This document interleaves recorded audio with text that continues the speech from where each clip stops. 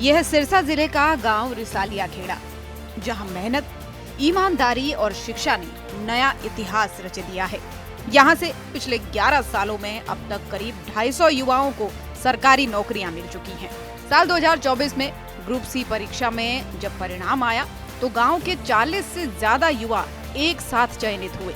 और यही नहीं, 2014 से लेकर अब तक हरियाणा की सरकारों में इस गांव में लगातार बड़ी संख्या में युवाओं का चयन होता रहा है।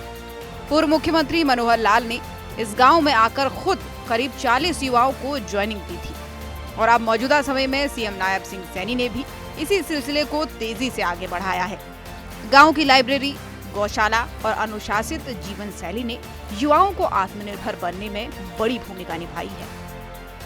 आपको जानकर हैरानी होगी कि गांव के 90% चयनित युवा गरीबी रेखा के नीचे जीवन यापन कर रहे थे। इन युवाओं का कहना है कि अगर खर्ची पर्ची का सिस्टम चलता तो शायद वे कभी भी सरकारी नौकरी तक नहीं पहुंच पाते। और गांव वाले भी इन युवाओं की मेहनत देखकर गदगद हैं।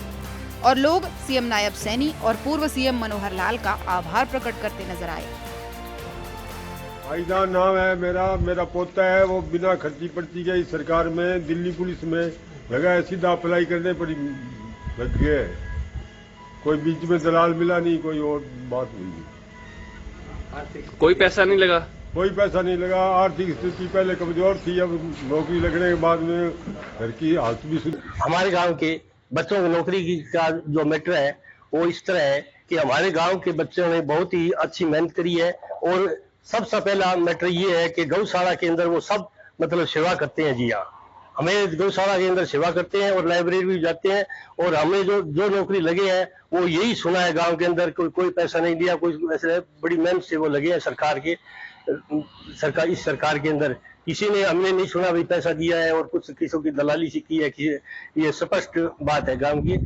लेकिन हमारा गांव में जो सर्विस के लिहाज से तो बहुत ही मेहनती है, उन्होंने बहुत ही मेहनत की है और मेहनत का फल उन सरकार ने दिया है। मैं बच्चों के लिए बहुत बहुत धन्यवाद करती हूँ कि उन बच्चे पढ़ लिखे नौकरी लग गए हैं। इन गरीब परिवार थे हमारा, अब हमारे बच्चा लग गए तो हमारी स्थिति अच्छी हो गई। बिना खर्ची बिना पर्ची हमारे बच्चे पढ़े थे और कोई भी इतनी नहीं थी हमारी पहुंच भी हमारे बच्चे को बहुत सारे पैसे दें भी हम नौकरी लगे।